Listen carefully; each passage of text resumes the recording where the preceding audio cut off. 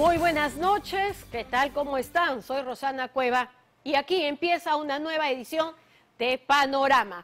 Esta noche, preocupantes, así como sorprendentes hallazgos en la tesis para obtener el grado de magíster del hombre que gobierna nuestro país. No es solo un 54% de coincidencias que bien pueden ser consideradas plagio, sino también acreditaciones o validaciones de personas que no existen, con nombres y DNI que ahí aparecen, pero que no coinciden para nada. Un personaje que además aparece validando una encuesta del trabajo y luego su nombre aparece también como jurado, lo cual es incompatible éticamente con los protocolos de un trabajo académico de esa naturaleza. Eso, entre otros tantos hallazgos. Y también en vivo y en directo, Karelyn López y su abogado, el doctor Nakazaki. Todo esto luego de la embestida del Ejecutivo respecto a las declaraciones que ella ha hecho el miércoles pasado y sobre lo que todavía hay muchos detalles por conocer. Y también una crónica de Marco Vázquez respecto a las razones por las cuales Vladimir Cerrón está tan preocupado por las investigaciones de la DIRCOTE. Regresamos en breves minutos.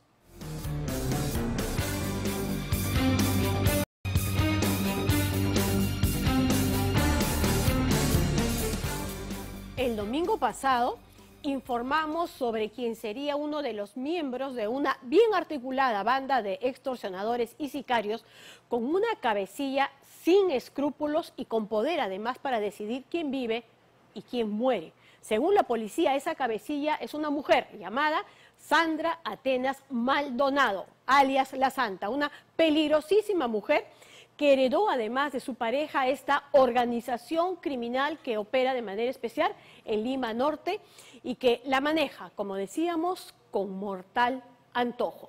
Luis Vargas, Richard Mandujano y Juan Carlos Vera con todos los detalles. ¿Quién es la autora intelectual de la muerte de tu madre? La autora intelectual de la muerte de mi madre es alias La Santa. Así como esta mujer, más de una decena de familiares de víctimas mortales se indican a La Santa como la responsable. Ella es una mujer que va con todo. Si tiene que matar, te va a matar. Si tiene que ver por su dinero, sea quien sea, o le quitas un sol, ella te va a matar. Mírame, mírate.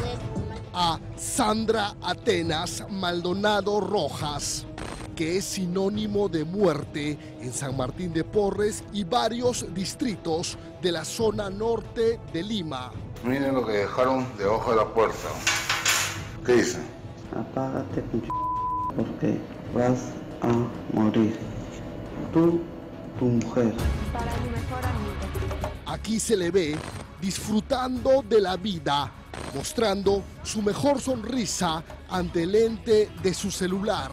Es que me encantas tanto, si me miras mientras canto, se me pone cara tonta. Sin embargo, cuando la aplicación se cierra, aparece la verdadera Santa.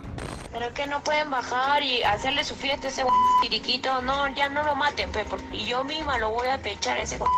Le voy a decir que si no quiere acabar como su primo, su hermano que decía, que haga las cosas bien. Con un prontuario criminal pesado, desde muy joven ya era portada de las páginas policiales. Allá por el 2009 la conocían como Loca Metralleta. Ella es la autora de cuántos homicidios, de cuántos atentados. Muchos tiene. Ha querido acabar con la vida de varios, hasta con la mía. Hoy, la policía la señala como la jefa de la organización criminal Los Bebés de La Santa. Dile a tu pata que conmigo no es la vuelta y que se averigüen bien para que puedan hacerle su recuteco al que lo haya hecho. Pues. La pregunta que nos hacemos, ¿por qué ha tenido tanta impunidad todos estos años? Alias La Santa es la reina del crimen en todo el norte de Lima. El espejo me dice guapa, estás en tu mejor etapa.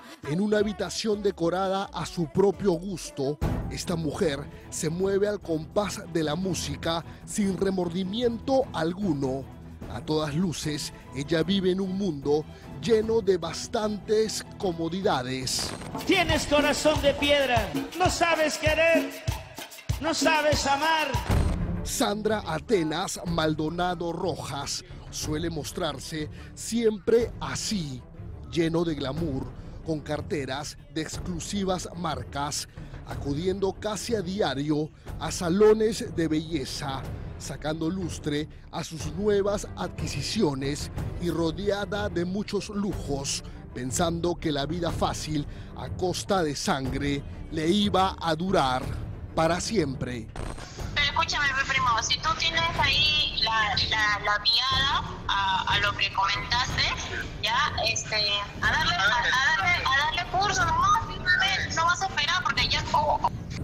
¿Esta voz de quién es? La Santa.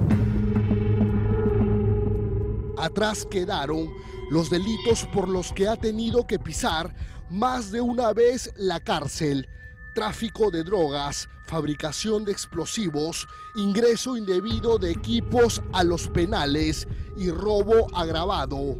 Hoy tiene un nuevo rostro lleno de arreglos, un rostro que ha marcado a sus víctimas. Alias La Santa, cada muerte que ella manda a matar, celebra con sus bebés, se compra cosas y vive su mundo de lujos a base de sangre, muerte. La Santa se tiene conocimiento que es una mujer joven, agraciada, que controla a un grupo de personas que se dedican al cupo extorsivo, personas que se dedican al transporte. También se tiene conocimiento que están metidos en lo que es el tráfico de terrenos, ¿no? Pero aún hay más. Según investigaciones, la organización criminal de La Santa se dedicaría también al cobro de cupos ambulantes en más de una decena de mercados y sobre todo al cobro de cupos en obras de construcción civil. Ahí mismo en la obra puede ser que baje normal, si no le hacemos que gane esa obra, pero que él baje y ahí que le dé. ¿Quién se le encargado, papi, acá? No trabajan con guantes, no trabajan con botas, con nada trabajan. Este es un claro ejemplo cómo la gente de La Santa arrasa con todo. En realidad, tengan o no tengan sus equipos de seguridad en esta pequeña construcción es lo de menos. La misión de estos matones es cobrar el cupo en esta obra.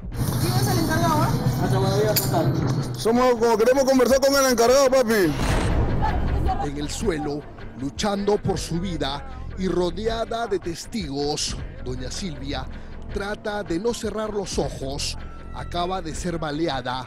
2 sicarios le esperaron muy temprano, 6 de la mañana, hora de ingreso a la obra Víctor Raúl Aya de la Torre en San Martín de Porres. Allí, delante de todos, le dispararon. A mi mamá primero le tiraron 2 balazos. Primero, y mi mamá estaba viva. Vino y la remató y le cayó 8 balazos a mi mamá en la cabeza, en el cuello, en el pecho, en el estómago, en la columna. Silvia ya venía recibiendo amenazas de muerte. Según investigaciones, alias La Santa quería apoderarse de esa obra, quería meter a su gente, quería bastante dinero por dejar trabajar. Impedírselo fue la sentencia de muerte de esta trabajadora. Que mi madre ya recibía amenazas diciendo de por qué tú te metes en mi zona, si esta no es tu zona, como si ellos fueran los jefes, los dueños de los barrios. ¿Por qué? Porque ellos estaban molestos con mi mamá porque mi mamá quería que la gente de población trabaje y siempre ha querido eso ella. En cambio esas personas solamente querían cobrar cupo, querían extorsionar a las empresas. Y mi mamá era la única esperanza para yo poder vivir con ella tranquila, feliz. Y me la terminaron matando. Según la policía, es una organización criminal muy bien estructurada. Alias La Santa cuenta con un brazo armado, sicarios que trabajan para ella y que muy cariñosamente los llama mis bebés. Sanguinarios sujetos que no dudan en cumplir al pie de la letra sus órdenes. Les compra carro, les compra moto, los tiene ahí y después, una vez que no les sirven, los manda a matar ella misma. Como una vendedora de avena caliente al Paso pudo llegar a controlar toda una organización criminal.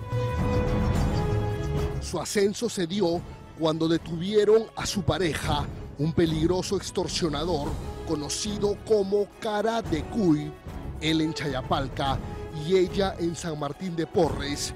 Poco a poco fue tomando el control. Dile a tu pata que conmigo no es la vuelta y que se averigüen bien para que puedan hacerle su recuteco al que lo haya hecho, pues. Según investigaciones, su ferocidad la llevó a escalar rápidamente, tomando el control total no solo de un distrito, sino también de gran parte de la zona norte. Mandaría ciertas directivas o directrices para que su organización criminal siga operando en el cono norte y logre la hegemonía, ¿no? Porque hay una rivalidad entre esta organización criminal y otra, ¿no?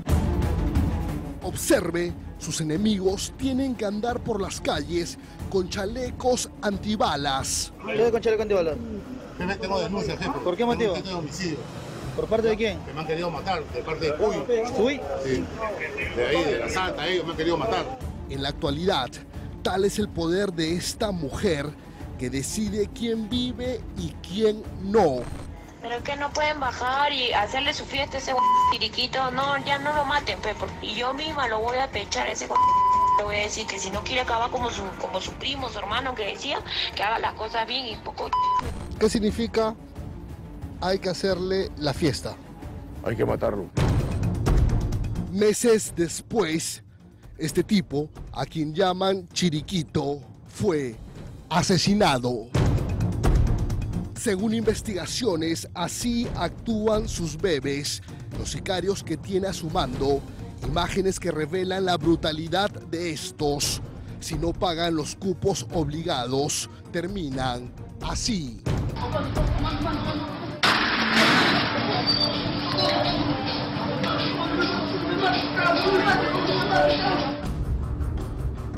Esta nueva víctima nos citó fuera de Lima. Él sobrevivió a una retahíla de balazos. Sufrió un atentado muy cerca de su casa cuando se dirigía a trabajar en una obra. Hoy vive de milagro. ¿A quién atribuyes el intento de asesinato que sufriste? Alias Cuy y alias La Santa. ¿Cuántos disparos en general recibiste? 8 impactos. No permitirle el ingreso a la obra le trajo más de un problema con esta ama y señora de los bebés. Y tiene el poder de ordenar, ¿no? De ordenar y mandar a matar a cualquiera que sea una piedra para ella. Hoy vive lejos de Lima, lejos de su casa, sigue recibiendo amenazas. Nos explica cómo un personaje de ese calibre siga siendo de las suyas. Si a mí me pasa algo, la responsable es ella y Cuy. Ellos son los responsables, porque ya ellos deben saber quién soy. Muchos de los bebés, brazo armado de la Santa y su organización, fueron capturados por la policía. Sin embargo, por esas cosas que pasan, retomaron su libertad. En varias obras que se están levantando en la zona norte, uno puede apreciar pequeñas capillas adornadas con globos, flores y sobre todo un chaleco. Muestra que allí asesinaron a un trabajador. ¿Y tu disfraz? Mientras tanto, la Santa, sin oficio ni beneficio, siempre anda bien a la moda y haciendo lo que más le gusta, grabarse en sus redes sociales. Que te tengo envidia. Mírate y mírame. No cabe duda que a vista de todos, las obras de construcción civil, ambulantes y paraderos informales pagan cupos en San Martín de Porres y distritos aledaños a organizaciones como esta que mueven cientos de miles de soles mensuales. ¿Qué está pasando? Alias La Santa no solamente quiere dominar San Martín de Porres, también quiere dominar Los Olivos, quiere dominar todo Lima. Ella a base de muerte, a base de extorsión, a base de sangre. Se le acabará el reinado a La Santa. Ahora le toca actuar a la policía.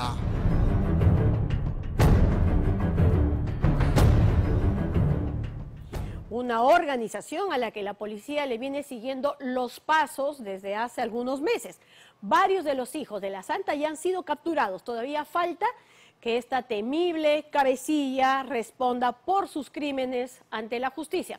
Por otro, es más dramática que nunca. Solo por caminar con el celular a la vista, 2 personas fueron agredidas por la espalda. Una falleció de inmediato, otro se salvó por su mochila. Son algunos de los eventos delincuenciales de la semana que pasó. Ana Paula Michilot y Richard Mandujano con el informe. Otra semana en Lima bajo el ataque de la delincuencia. Día tras día nos enfrentamos a ampones con una brutalidad nunca antes vista. Los delincuentes se sienten dueños de las calles y ya no le tienen miedo a nada. 2 amigos comparten unas cervezas afuera de la bodega de su barrio sin pensar que están a punto de ser amenazados de muerte. Deme los teléfonos porque le voy a meter. Escuche con atención cómo operan los delincuentes. Deme los teléfonos porque le voy a meter. Los gritos y las amenazas inundan la calle. Si no entregan el teléfono, el raquetero les va a meter una bala directo en la cabeza. Los entregan, pero corren desesperados tras él. Ya no soportan un asalto más.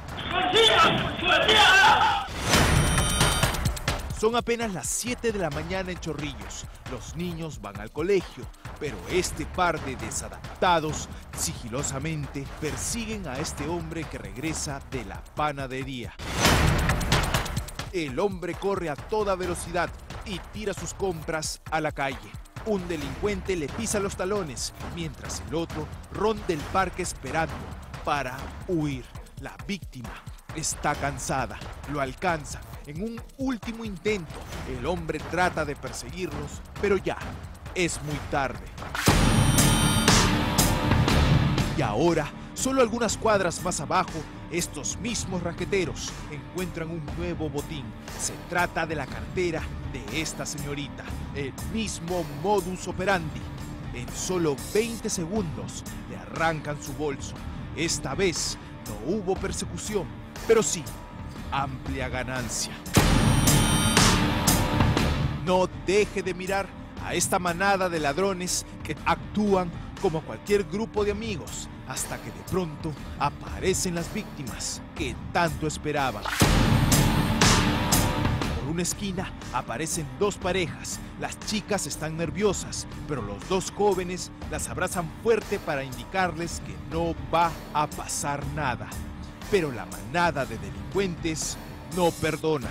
En segundos, separan a los hombres de las mujeres. Las chicas terminan golpeadas contra la pista. Sus novios tratan de defenderlas, pero son 9 delincuentes los que están atacando con extrema ferocidad. Los jóvenes no soportan ver los golpes que reciben sus enamoradas, así que les entregan todo. Solo les queda la impotencia. El motorizado que ve en pantalla está esperando pacientemente para entregar un paquete. Si supiera lo que está a punto de suceder, jamás se hubiera detenido. De pronto, otra moto con 2 rateros a bordo frena en seco. Del otro lado de la calle llega un marca más, los 3 con el mismo objetivo: atacar a la víctima. Los golpes son brutales, cachazo en la cabeza, cachazo en las rodillas, el motorizado se retuerce en el piso Pero estos tres delincuentes no paran. Le roban la mochila, pero lo que buscan son las llaves. El hombre trata de recuperarlas, pero le muestran la pistola. Un paso más y se muere. Se esconde. Ha salvado su vida, pero no su moto. Ya nadie se salva de la delincuencia. Estos dos trabajadores de Sedapal reparan un pozo a plena luz del día. Sin embargo, estos dos bandidos esperan que no haya nadie para hostigarlos. Empieza el festín. Con la cacha de la pistola le vuelan el casco al trabajador. Les revisan los bolsillos, se llevan celulares, billeteras y también las llaves. Sin ningún temor a ser detenidos, estos zampones ahora roban camionetas con GPS. Los trabajadores piden ayuda. Los trabajadores piden ayuda a los vecinos, pero todos mueren de miedo. El sentido de la impunidad en las calles es tan fuerte que los delincuentes hoy van directo a matar. Mire cómo estos vándalos corren de frente a asesinar a este joven. Le tratan de clavar el cuchillo en la espalda para poder robarle más fácilmente, pero la mochila que tenía el hombre consigo le salva la vida y lo protege del golpe mortal.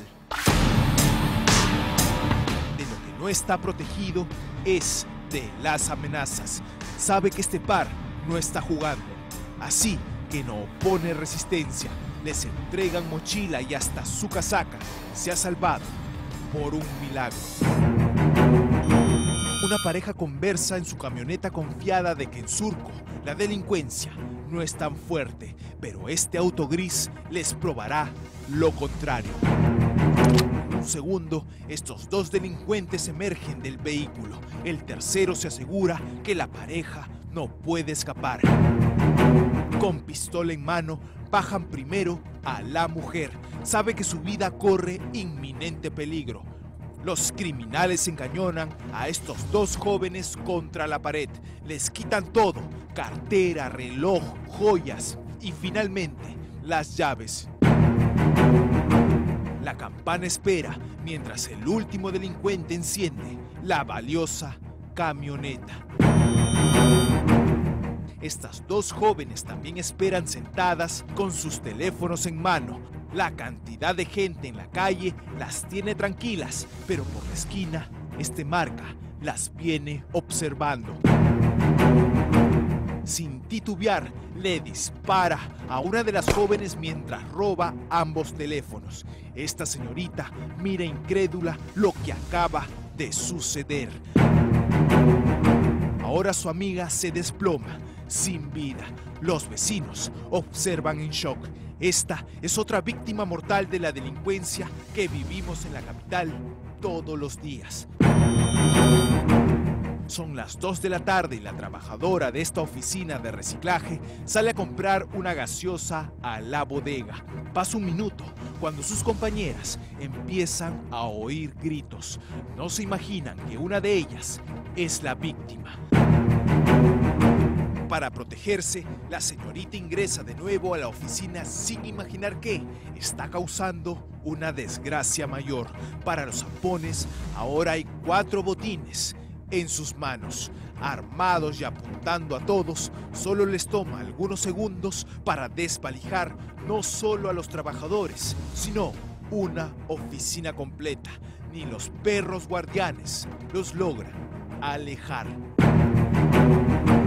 Una compañera más llega.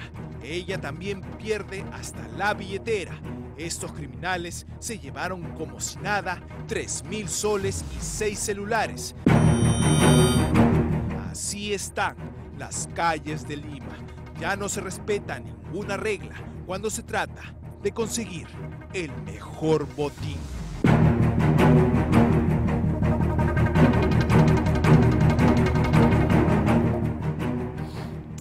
Vamos ahora con de este programa. El lunes último, tras cumplir con todos los pasos de ley, el Tribunal de Transparencia y Acceso a la Información Pública, que funciona en el Ministerio de Justicia, resolvió a favor de Vicky Zamora, reportera de Panorama, el pedido, un pedido que lo que solicitaba era que la Universidad César Vallejo debía, por tratarse de un hecho o de un tema de información de interés pública, entregarnos la tesis del presidente de la República, Pedro Castillo, y de su esposa, porque lo trabajaron de manera conjunta, como podrán ver acá, con Lilia Paredes Navarro, tesis con la cual obtuvieron nada más y nada menos que el grado de magíster en educación con mención en psicología educativa en el 2013. En un país democrático, investigar las credenciales académicas del hombre que gobierna un país es imperativo, más aún cuando el más alto funcionario del país y quien ostenta el grado de magíster afirma ya en medio de su gestión en entrevistas que no se siente preparado para gobernar, pero ante el Jurado Nacional de Elecciones y en su hoja de vida pues acredita títulos de esta naturaleza. ¿Qué mejor camino que una tesis elaborada por él y por su esposa para entender esas credenciales académicas? La tesis en cuestión, titulada La equidad de género y los aprendizajes significativos del área de personal social en los estudiantes del cuarto ciclo de la institución educativa número Puña, Tacabamba, Chota, Cajamarca 2011, no solo ha sido puesta bajo la lupa de este programa antiplagio Turnitin, que dicho sea de paso tiene varias versiones, que arrojó un nivel de similitudes, es decir, de plagio, de 54%, que no es poca cosa. Ahí no quedó nuestro trabajo. Cumplieron Pedro Castillo y su esposa con todas las pautas mínimas, básicas de honestidad intelectual en el desarrollo de esta tesis. Dos hechos graves encontrados por Vicky Zamora y Cristian Loaiza, confrontados además con expertos en investigaciones académicas y derechos de propiedad intelectual, indican que no fue así y generan gran alerta. Vamos con esta investigación exclusiva y todo lo que se encontró.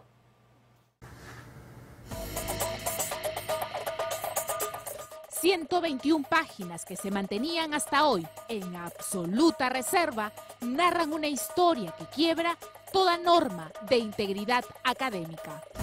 Buenas noches, queridos compatriotas. El hombre que hoy ostenta la presidencia de la República se atribuyó palabras, ideas e investigación de por lo menos una veintena de autores para obtener el grado académico de magíster. Todo es un pegote de fuentes y de autores y etcétera. Es de antología en el sentido de cómo no se deben hacer las cosas. Contrafáctico, independientemente de quién haya sido el autor, simplemente yo estoy viendo este documento. En exclusiva, Panorama revela la tesis oculta elaborada por la hoy pareja presidencial, Pedro Castillo Terrones y su esposa, Lilia Paredes Navarro. Párrafos y párrafos, o mejor dicho, hojas y hojas consecutivas, copiadas literalmente de otros autores. 54% de lo escrito en esta tesis presenta coincidencias con otros autores, según Turnitin, el programa antiplagio. Esta tesis fue presentada no solo por Pedro Castillo Terrones, sino también por su esposa, Lilia Paredes Navarro.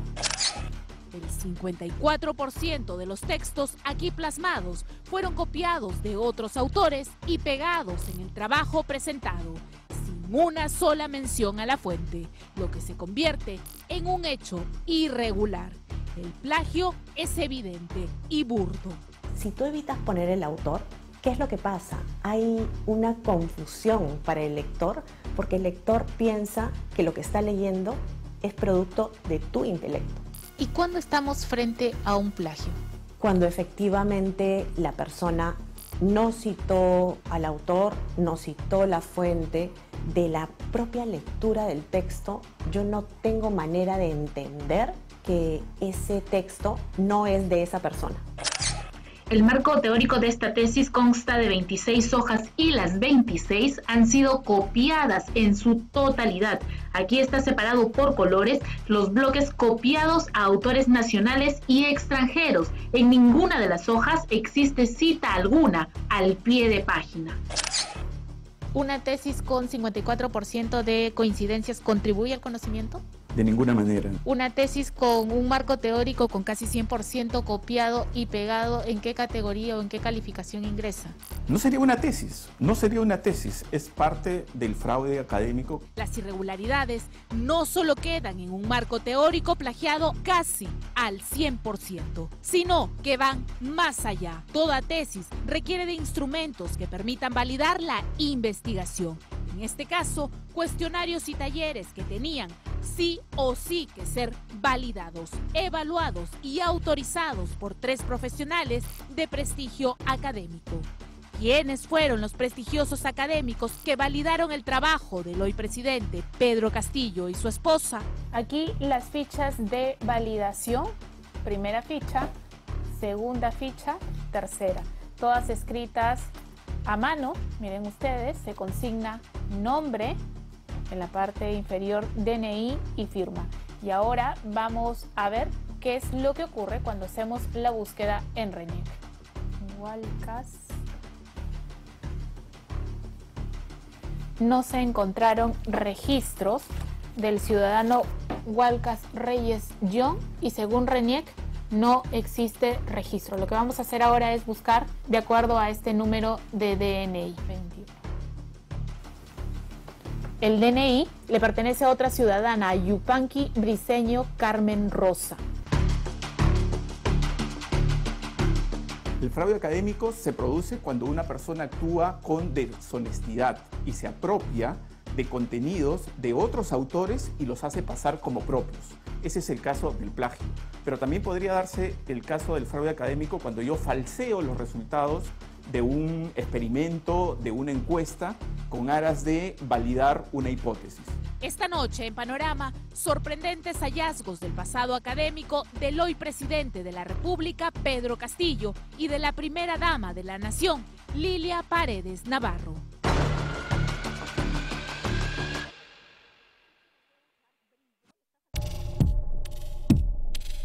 La educación es un rubro que Pedro Castillo y su esposa conocen muy bien.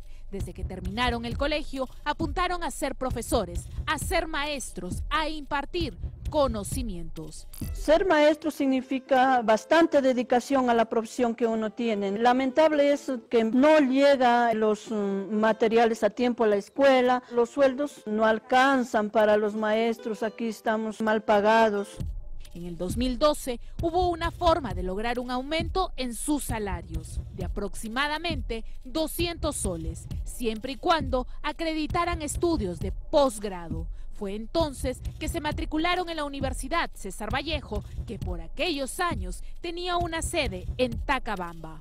Producto de esos años de estudio nace esta tesis de 121 páginas titulada La equidad de género y los aprendizajes significativos del área de personal social en los estudiantes del cuarto ciclo de la institución educativa número 10465, Puña. Tesis que tiene 2 autores, a Pedro Castillo Terrones y a su esposa, Lilia Paredes Navarro.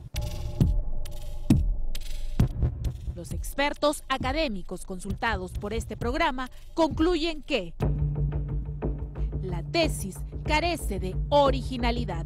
Es un documento que no tiene mayor aporte académico. Todo lo contrario, está plagado de párrafos que han sido copiados y pegados sin siquiera haber conexiones entre ellos. Después de la carátula, la dedicatoria, el índice, el resumen, la introducción, se ingresa al fondo de la investigación que inicia con el planteamiento del problema. Y desde el primerísimo párrafo, Turnitin ya encuentra coincidencias con otros autores.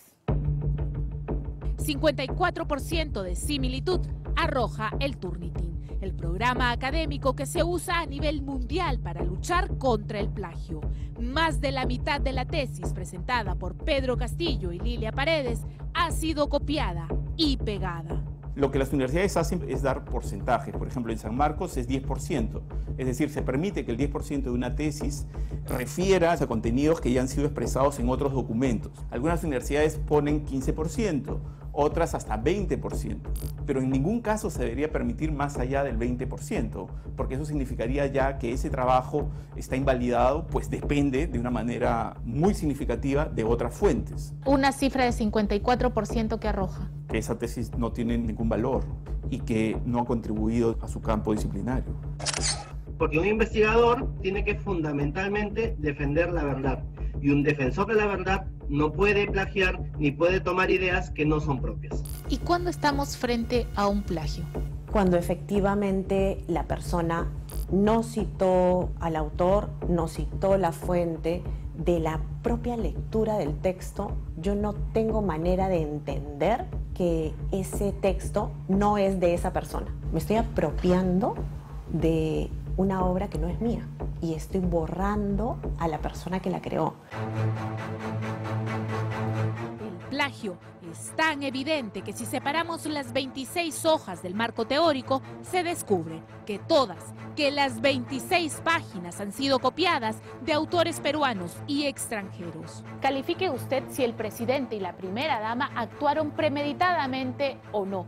Esta es la tesis de Edmundo Arévalo Luna, un profesor premiado por su docencia universitaria. En su tesis, él señala: algunos maestros pueden sentir que su trabajo solo consiste en enseñar, que durante toda la clase se debe transmitir únicamente el contenido del curso y no motivar.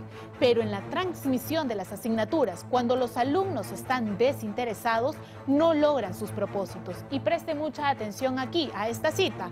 Hawley, 1983, citado por Yellow y Weinstein, 1997, sugiere que podría emplearse mucho más tiempo para motivar a los alumnos. ¿Qué hicieron Pedro Castillo y Lilia Paredes? Pues suprimieron la cita y se atribuyeron como suyas estas ideas.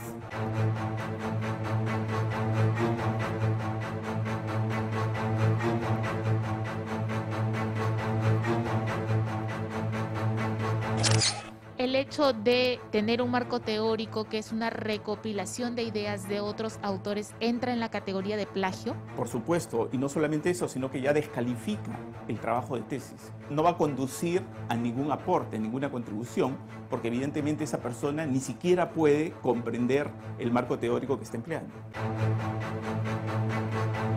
Una tesis de posgrado debe tener un marco teórico sólido, estructurado, muy bien pensado, tiene que tener un problema de investigación, tiene que tener una hipótesis, tiene que tener fuentes y tiene que tener un desarrollo argumentativo para validar esa hipótesis. Es un documento de investigación de alto nivel, una tesis de maestría o una tesis doctoral.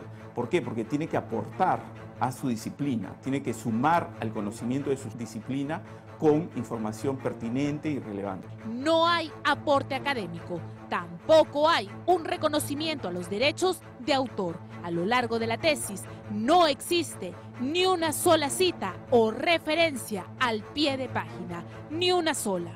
No hay una sola construcción propia. Lo único que se ha construido como creación propia es el número 3.1, 3.2, esa es la única creación. No hay absolutamente nada. El marco teórico necesita que los tesistas den su aporte académico en esa parte de la estructura. Claro, por algo está haciendo una investigación, se está utilizando saberes de otros, hay que citarlo bien, etcétera, pero con eso va creando un nuevo saber. Este marco teórico es realmente deplorable desde el punto de vista académico, porque no está construyendo absolutamente nada. Ni siquiera hay un enlace de ideas mínimo como para hacer un poco la finta. Esto es un collage totalmente grosero. La otra persona, al momento de copiarme, me está plagiando, si es que no pone mi nombre. Y eso usualmente se evidencia porque no se encuentran a los autores al final en la bibliografía. Ni al final de la bibliografía, ni al pie de página, ni en el mismo párrafo. Pero hay más. En esta búsqueda por obtener el grado de magíster, la hoy pareja presidencial no solo habría plagiado, sino también habría cometido fraude académico. Ellos optaron por la tesis cuantitativa y utilizaron como método de aporte 4 talleres de 1 hora y un cuestionario de 60 preguntas que le fueron aplicadas a niños del 3er y 4º grado de primaria, del colegio donde estudió Pedro Castillo. Para validar los talleres y los cuestionarios, Pedro Castillo y Lilia Paredes necesitaron de 3 profesionales, de 3 académicos que validaran su instrumento, lo que en términos académicos se conoce como instrumento. Aquí las fichas de validación llenadas a puño y letra. Solís Díaz Andrea Jesús estipula: soy de la opinión que debe llevarse a cargo la investigación porque reúne las condiciones de acuerdo al instrumento de investigación. El segundo profesional, Walcas Reyes John, señala: debe aplicarse el instrumento de investigación porque presenta coherencia en su elaboración. ¿Qué pasa cuando buscamos a estas personas en la base de RENIEC? Vamos a hacer la búsqueda. Walcas. No se encontraron registros del ciudadano Walcas Reyes John y según RENIEC no existe registro. Lo que vamos a hacer ahora es buscar de acuerdo a este número de DNI.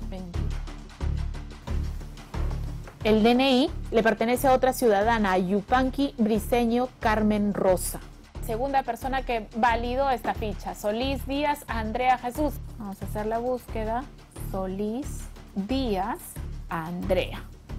Tampoco existe. No se encuentra registro. Vamos a buscar ahora por el DNI que consignó esta persona. ¿A quién le pertenece el DNI? A otra persona. El fraude académico se produce cuando una persona actúa con deshonestidad y se apropia de contenidos de otros autores y los hace pasar como propios. Ese es el caso del plagio. Pero también podría darse el caso del fraude académico cuando yo falseo los resultados de un experimento, de una encuesta, con aras de validar una hipótesis. Pero aún hay más en estas fichas de validación en las que no se consignó, por alguna extraña razón, ni fecha ni mes en el documento. El tercer académico que estampó su firma sí existe, sí coincide su DNI con su nombre y con su firma. Se trata de Eric Carlo Figueroa Coronado, un hombre que, escuche bien, fue jurado de tesis, es decir, fue juez y parte. ¿Cuál fue su participación en este proceso? Dentro de la sustentación de tesis del profesor Pedro Castillo Terrones, yo estuve como miembro integrante del jurado evaluador, en este caso cumpliendo la función de vocal. ¿Usted tiene algún recuerdo de parte del tema del que trató durante su sustentación? Él sustentó, es un trabajo de investigación desarrollado para una maestría junto con su esposa, han hecho un trabajo grupal y si no me equivoco pues tenía que ver creo con la equidad de género y los logros de aprendizajes. ¿Puede una persona que ha validado el instrumento de tu tesis, tu cuestionario, tu taller, ser a la vez jurado de tu tesis? No, la única persona que puede interactuar contigo antes de ir al jurado es tu asesor. Si hubiese una persona que es parte del jurado y a la vez ha sido parte de la tesis en alguna función, habría una incompatibilidad ética evidente, ¿no? De las 121 páginas de la tesis, 76 corresponden a la carátula, la dedicatoria, el índice, la bibliografía, resultados estadísticos y anexos. Para corroborar el trabajo académico, Pedro Castillo y Lilia Paredes adjuntaron estas fotografías en las que se aprecia a un grupo de niños sosteniendo una hoja de papel. ¿Puede esto ser prueba fehaciente que el trabajo realmente se realizó con los parámetros exigidos por la academia? ¿Pueden niños argumentar o sustentar que hubo trabajo académico? ¿Por qué no participó ningún adulto, ningún profesor? Se cita un tal Pozo, a Piaget, a Vygotsky y no aparecen en las fuentes. Y en las citas aparecen hasta 3 páginas de estos autores, en algunos casos 4. Y no aparecen acá. Y evidentemente también cuando identifico que el tipo de citas ni siquiera están como corresponde. Uno espera que haya algún tipo de reconocimiento y que no haya un escudo únicamente en la parte administrativa, porque la academia no es un ámbito meramente administrativo, la academia es un ámbito de honestidad y rigurosidad intelectual, y eso tiene que estar muy presente en los que hoy ostentan cargos públicos. Muchas dudas surgen alrededor de este documento que devela una nueva faceta de Pedro Castillo y Lilia Paredes, la faceta del plagiador.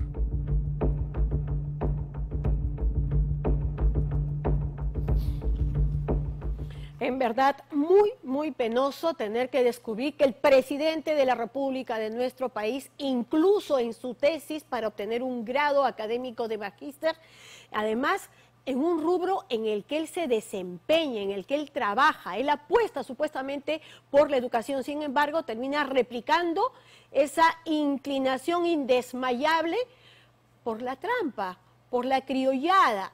Primero, en el plagio absoluto de lo que es su marco teórico, porque si uno solamente chequea el marco teórico es al 100%. Y encima, como decía uno de los expertos, un collage pega, ni siquiera tiene aportaciones de la transición de un texto a otro. Y luego, de los validadores de la encuesta, que son 3, que se supone respaldan ese trabajo que está haciendo, 2 no existen. Se colocaron nombres y se le colocaron DNIs erróneos. El nombre no existe, el DNI corresponde a personas completamente distintas y hasta las firmas habría que revisar. A veces estas firmas fueron también falsificadas en un documento que, como toda tesis, también es un documento público. En fin, está con nosotros el ministro Cas. Dicen que no, pero ya nos tendrá que explicar el doctor, precisamente César Nakazaki, que también va a estar aquí, exactamente a partir de qué momento es que se pueden llamar colaboradoras o no. Y lo real es que Karelyn López, con todas estas declaraciones, sí ha puesto pues en jaque al gobierno de Pedro Castillo. Y ha puesto en jaque porque no solamente está hablando de lo que fue testigo de algunas reuniones, de este pleito extraño en el que empiezan a sacarse cada uno sus cositas entre Bruno Pacheco y el presidente de la República, nada más y nada menos, que no es poca cosa observar o estar presente en un pleito de esa naturaleza, sino además porque ella se ha ratificado, además en el Congreso, de lo que denomina una organización criminal encabezada por el presidente de la República. ¿A qué nos estamos refiriendo? Porque no se trata solamente de qué pasó con el pleito, Bruno, no. Cuando hablamos de organización criminal, ¿de qué cosa estamos hablando? Y puntualmente, ¿cómo funcionaba y operaba en el Ministerio de Transportes y Comunicaciones? ¿Qué personajes que no aparecían con nombre propio, con cargo oficial, tenían tanto poder en torno al ministerio que más presupuesto maneja en el país? Se encuentran Karelyn López, tal como lo anunciamos, y el abogado César Nakazaki aquí con nosotros. Muy buenas noches a los dos y gracias por acompañarnos. Buenas noches, Roxana. Karelyn, me gustaría luego preguntarle también al doctor Nakazaki sobre el tema de la colaboración, pero contigo ampliar el tema de la organización criminal, ¿no es cierto? Y puntualmente en el MTC. Trata de explicarnos de qué se trata exactamente, por qué estamos hablando de un hecho delincuencial. Sí, buenas noches, Roxana, y buenas noches al Perú. En primer lugar, quisiera dejarle un mensaje al ministro que acaba de salir, que recuerdo perfectamente las llamadas, claro que he sido cercana, y también recuerdo, y es parte de lo que se tiene que corroborar, las llamadas que le hacía Bruno Pacheco para que no hablara, para que se callara. El ministro Roberto Sánchez llamaba a Bruno Pacheco. Claro que sí. Todas las noches, muy preocupado, pero ahora entiendo por qué psicólogo, creo que ha dicho, seguramente estaba tratando de psicológicamente manejarlo, ¿no? Y que lo llamaba todas las noches para decirle cálmate, todo va a ir bien, no va a pasar nada. Él estaba en la comisión, muy enterado de lo que pasaba en la comisión de fiscalización y no iba a pasar nada con el tema de los generales. Me lo recuerdo perfectamente también. Y en este caso no es que te lo contaron, tú estabas ahí cuando Bruno recibía las llamadas. Bruno estaba casi todas las noches después de que él salió de Palacio conmigo, buscando su salida legal, buscando apoyo legal. Así es, y ahí en esos momentos en los que ingresaban las llamadas de Roberto Sánchez. Así es. Bien. Bueno, creo que ese es un dato más y sumamente importante, ¿no es cierto? Para eso debe toda esta investigación, de cuántas personas más, en lugar de mostrar tanto interés en sus carteras, estaban muy preocupados por darle una solución a Bruno Pacheco. A Bruno Pacheco. Claro que sí. Ya. Vamos con el tema del MTC, puntualmente. ¿Cómo era que funcionaba? ¿Qué papel tenía Silva? ¿Qué papel tenía Samir? De todo lo que tú pudiste escuchar directamente de Bruno Pacheco. Es que no tan solo es lo que yo escuché de Bruno Pacheco. Aquí pasa por el hecho de que me entero fehacientemente qué es lo que estaba pasando a raíz de las amenazas de Samir. Yo cuando recurro a comentarle a Bruno Pacheco por una persona amiga mía, como fue Lucho Pasapera, quien me manifiesta de que hay un empresario... Que es un empresario además vinculado a obras también, que concurre frecuentemente, ¿no es cierto? Pero quien me manifiesta de que Samir se hacía llamar el operador del presidente y hacía llamadas al ministro de Transportes, estaba muy interesado en que los empresarios sepan de su poder y de su gran manejo en el Ministerio de Transportes. Se aludía a tener la llegada directa con los sobrinos, tanto así que delante de los empresarios llamaba a los sobrinos y manifestaba pues que le daba los vehículos, tenían cierto... Les traía ropa, entiendo, ¿no? Les compraba ropa, zapatillas, los engreía. Esa es la palabra, los engreía. Entonces, a través de lo que me manifiesta Lucho, me dice... ¿Puedes confirmar si eso es verdad? Que este señor tiene esa... Para ver si me reúno o no. En realidad no sé qué habría pasado después con él, lo desconozco, pero sí exactamente preguntarle a Bruno si efectivamente este señor tenía ese manejo, era el allegado, era el operador del presidente. Cuando yo se lo comento a Bruno, Bruno me llama una noche tarde saliendo de Palacio y me pide que le repita exactamente qué me había dicho el empresario amigo. Y yo se lo repito tal cual. Para esto estaba escuchando Samir en altavoz. Claro, o sea, tú no sabías que Samir estaba escuchando todo lo que tú le decías. No lo sabía, estaba escuchándolo Samir en altavoz. Y al día siguiente vuelve a ir a buscar, a amenazarlo y a decirle que si yo no me retractaba, yo no volvería a entrar a Palacio y la Navitón y todo lo que yo pretendía hacer, se iba a ir pues al diablo, porque simplemente él tenía el poder para decirle a los sobrinos y al presidente que yo no iba más. ¿Hubo ahí también una amenaza contra tu seguridad personal? Claro, fue directa, porque Bruno lo llamó en mi delante, presencia mía, y le dijo, cálmate, deja de estar yendo a amenazar, ella solamente ha querido darme un mensaje, ¿no? Y él ahí, con improperios, es ahí donde yo le mando un WhatsApp, que creo que ustedes también lo han reproducido, muy alterado, me dijo, pues, que si yo propalaba este tipo de cosas, me iba a matar. Así directamente. Es ahí donde comienzo a descubrir quién era Samir, qué hacía Samir con los sobrinos, hasta que Bruno, cuando pasa la discusión entre él y el presidente, pues fue una de las cosas que refirió, ¿no? Dijo, yo, ¿por qué tengo que estar metido en medio de, si yo no tengo nada que ver, si esto lo han hecho tus sobrinos? Entonces, los sobrinos se manejaban a través de Samir, y Samir tenía cooptado al ministro Silva. Es que ellos lo habían llevado con el ministro Silva. El presidente dio la orden para que Samir sea el operador, aquel que disponga quiénes iban a ser los... Su operador. Claro, que disponga quiénes. Él llevaba los currículos de quiénes serían los... Samir disponía quiénes iban a tener cargos gerenciales. Exacto, y cargos gerenciales. Y esto también, así el ministro y aquellos que salen como el abogado y todo este tipo de gente llegada al gobierno a decir que lo que digo son dichos, no. Todo lo que he dicho desde el primer momento en que he declarado se ha venido corroborando, porque no miento y no le tengo miedo al presidente, no le tengo miedo a ningún mensaje que quiera llegar. Estoy amenazada de muerte, sin embargo estoy aquí. Y lo voy a culpar de cualquier cosa que me pase a él directamente. ¿Al presidente de la República? Al presidente de la República, obviamente. Porque él es el único interesado en que no se sepa. Ok, ahora, se ha corroborado, por ejemplo, a través de las declaraciones de otro colaborador eficaz, que había un local, ¿no es cierto?, en Lince, en una esquina, donde se reunían precisamente Silva con algunos empresarios. O sea, lo que yo entiendo de la figura es que Samir pues se vanagloriaba por calles y plazas. Yo conozco, se reúnen conmigo y conmigo se hacen esos arreglos. Debemos entender que esos arreglos también se hicieron, buena parte de ellos, en esa casa de Lince. No era un local, Roxana, era la casa del ministro. Él vivía ahí. Ese era su casa, ¿no? Él vivía, ahora, bueno, no se sabe dónde está, pero así como yo he dado la cara desde el minuto cero a cualquier investigación, ¿no? Para que se pueda esclarecer, ellos también. Él debe poner su inmunidad para que se sepa la verdad, porque hemos sido acusados, hemos sido ultrajados por la prensa, nos han hecho una campaña mediática sin conocerme, sin saber.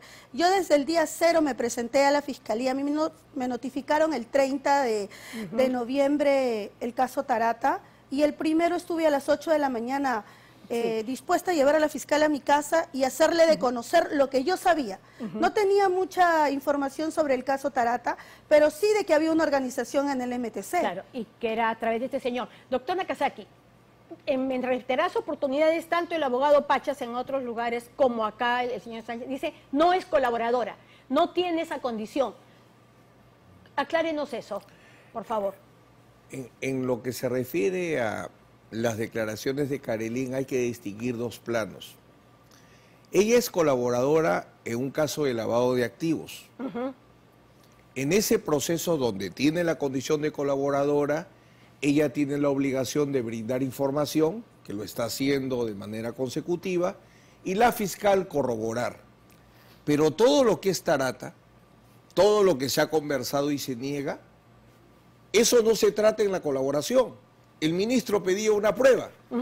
Ese es el caso Tarata, no el caso de lavado de activos, ese es el caso Tarata, y ese caso Karelyn López ha declarado como testigo y luego ha sido comprendida en la investigación, y su testimonio ha permitido que hoy existan mandatos de prisión preventiva.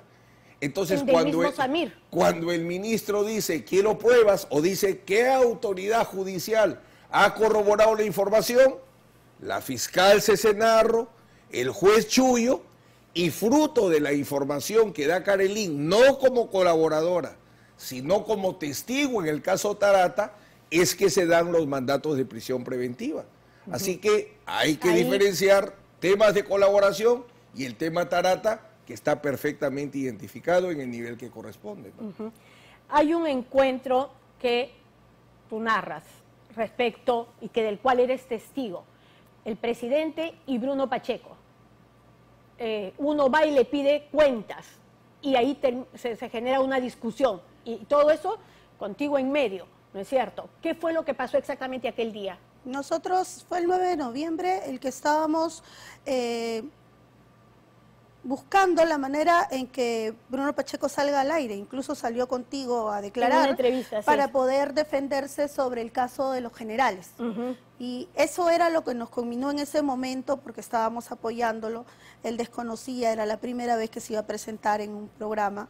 Estábamos incluso con gente de comunicaciones. Y en ese momento nos fuimos para la Sala Grau, que me gustaría que dentro de las cámaras que se han llevado los fiscales se encuentre esa reunión, porque me quedé, es más, no me quedé, Bruno voltea, porque yo me paré apenas entró el señor conminándolo, entregándole unos documentos que eran los CHAP de la SUNAP, o sea, como decirle, va a salir otra cosa más. Así es. O sea, ya tienes que irte, fueron sus palabras. O sea, entonces, él entró directamente con los chats en la mano y le dijo, va a salir algo más, tienes que irte. Exacto, estaba muy ofuscado de que... Y Bruno voltea, yo cogí mi cartera para retirarme porque era un tema de ellos, pero Bruno es el que me dice que yo me quede, quédate. Y yo creo que fue porque él necesitaba, o sea, y yo sé que en algún momento, cuando lo conversamos, necesitaba que alguien lo oiga, que hayan testigos. Y pude, o sea, no soy, nuevamente... Voy a recalcar, yo no soy testigo de que me dijo, me contó Bruno Pacheco, lo que quieren decir. Yo estuve presente, yo presencié, por eso es que todo lo que he escuchado y lo he dicho se viene corroborando. Lo del departamento de Magdalena, hoy en día, hoy he visto parte va a ser parte, creo, de una corroboración también lo de la tesis, también lo dije yo, y por qué, ¿no?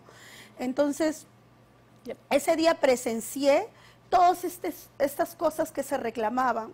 Bruno estaba asustado, él no tenía que ver, él decía, he cumplido órdenes, me has pasado las órdenes de tus amigos, los chotanos, para pasárselas al general, en ese momento Vizcarra. O sea, tú me has dado las órdenes de ascender a estos chotanos. él no podía descender, sino de pasarle, de pasar, conversar. claro, de llevarle el pedido. De transportar el pedido, ¿no? Yo, ¿por qué tengo que asumir, no? Le pedía, asúmelas tú en todo caso, porque yo me voy, ¿qué va a pasar conmigo si yo ahorita renuncio? ¿Qué va a pasar si el Congreso? Y ahí una de las cosas que también el señor muy ligero lo dijo, es, no me preocupa el Congreso porque yo lo cierro y punto. ¿Así le dijo? Por supuesto, también lo dijo. Lo cierro y punto.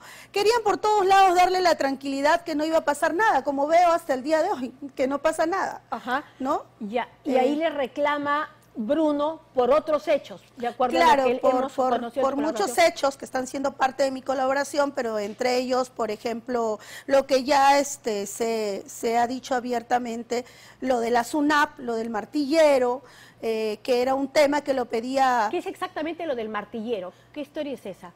Es uno de los chats que envía él a la SUNAP y él le dice, como los tenía en la mano, le dice, eso yo no lo he pedido, no lo he solicitado. ¿Qué favor era ese? ¿A quién querían beneficiar? A Fermín Silva. ¿Y quién le dijo? El presidente le había pedido ayúdame a Fermín Silva. Claro, él le dijo que eso lo había pasado Fermín Silva, el tema del martillero.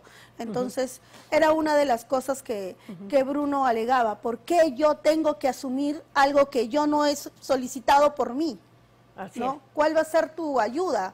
¿Por qué no sales? Y yo le digo, usted ha dejado, señor presidente, de que nos apabullen, que nos echen la culpa de delitos que han cometido sus sobrinos y delitos que ha cometido usted como presidente de la República. ¿En esa conversación sale algo de los sobrinos?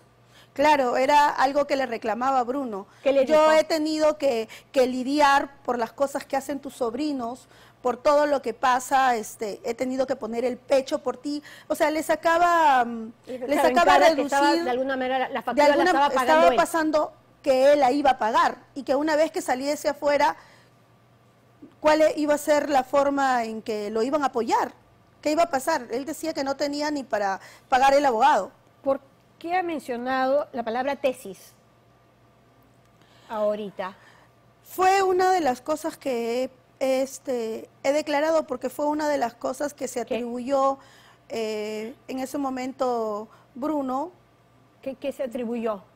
Se atribuyó el hecho de que el presidente lo que había obtenido de la Universidad César Vallejo no era legal. Fue parte de la conversación. Ese es un tema que no puedo comentarte porque también es parte de la colaboración, los puntos exactos. Pero ese es otro aporte que ha dado Karelin, doctor. Bueno, lo que nosotros podemos manejar, y muy bien me lo marcaste, es aquello que fue filtrado, que nosotros no conocemos, pero que había necesidad de salir a defender. Solo sobre esa materia se puede comentar. Y lo que corresponde a los casos donde, como te explicaba el caso Tarata, que ella ha declarado de manera directa, ¿no? Claro, pero sí me queda claro que también ha habido un aporte respecto a Bruno y la tesis. Lo que sucede es que en la colaboración, aparte de reconocer el hecho por el cual ella es investigada, que son los pagos que hace a la empresa Arcose, Karelin ha brindado información sobre una serie de temas, no vinculados a ella, pero que ella conoce directamente, conoce por lo que le ha transferido. Más hechos. Muchos más hechos. O sea, la declaración de Karelin dentro de la colaboración eficaz, un tema es específicamente sobre la colaboración, pero hay varios temas, que algunos se han hecho públicos. Y probablemente eso, y que más adelante probablemente se pueda hacer público. Por cierto, ¿no? Y todos acompañados con los elementos de corroboración que ha pedido la fiscal. La fiscal tiene varios elementos de corroboración, por eso es que para poder nosotros compartir información con el Congreso, hemos tenido que solicitar autorización a la fiscal y estamos a la espera que haga la autorización correspondiente. Ok, bueno. Porque hay un tema que es central. Si se cae la colaboración de Karelin, la declaración donde están todos los temas se tiene que destruir. Incluso cualquier copia que tú dijeras, yo tengo acá una, no tiene ningún valor legal. Que eso es lo que están haciendo todos los que buscan boicotear la colaboración. No el tema de Karelin, sino ese grandes temas. Y todo lo que se ha avanzado a raíz de eso. Así es. Bien, entonces vamos solamente sobre lo que se ha conocido, entendiendo que que hay una beta también por ahí. Los procuradores, el papel de los procuradores, porque claro, Aníbal Torres dice, no, yo no tengo absolutamente nada que ver, yo no me reuní. Bueno, ese tema también se va a tener que ir demostrando y, imagino, agregando otros detalles, ¿no es cierto? Es una especie de tu versión y la mía. Pero no es solamente el tema del encuentro, y que lo ha ratificado además el otrora abogado, el señor Paco Castillo. Dijo, sí, a mí me contó que Aníbal Torres le ofreció eso, ¿no es cierto? Son dos testimonios ahí. Los procuradores, ¿qué papel juegan? Porque además están dentro de lo que era la cartera de Aníbal Torres. ¿Con qué procuradores se reúne Karelyn López? Yo me reúno posteriormente, ya cuando viene a relucir el tema de Tarata por pedido del que fue mi abogado en ese momento. Pero en el caso del procurador de la Nación fue un pedido. Lo que pasa es que a Bruno Pacheco, tanto en el caso de los generales y en el caso de la SUNAT, lo denuncia el procurador. Soria. No, el procurador Pacheco también. ¿No? Lo denuncia. Entonces, ¿qué se refería Bruno? Y le decía, ¿cómo me va a denunciar tu procurador, que es el Ministerio de Justicia, y tú eres el ministro de Justicia? Entonces, en la reunión donde él le propone irse fuera, sacarlo del país, lo primero que propuso es que él se iba a tumbar al procurador Soria, porque era un procurador que no estaba alineado con el gobierno. Y una vez que pasara Soria, después, ¿no?, podía tener manejo sobre los procuradores de anticorrupción o los que tengan debajo de su cargo. Eso fue lo que le prometió y luego ocurre. Y luego se cumplió. Eso fue parte de mi declaración. Que se conoció, que se fundió. Pero también había otro tema, del procurador Pacheco. Sí, claro, yo ¿qué pasa ahí? Cuando fui a verlo, yo le comento al procurador, es más, él debe tener en su agenda todos estos casos, ¿no?, de los que ahora forman parte, como lo del Mercurio, lo de Alejandro Sánchez, le comento lo de la SUNAP, le comento todo lo de los casos que tenía yo conocimiento. Y bueno, él me saca la entrevista al día siguiente con la fiscal Cesenaro y me dice, pues tienes que contarlo todo, ¿no? Con el abogado Ugaz, que decía que el procurador pues cobraba $10.000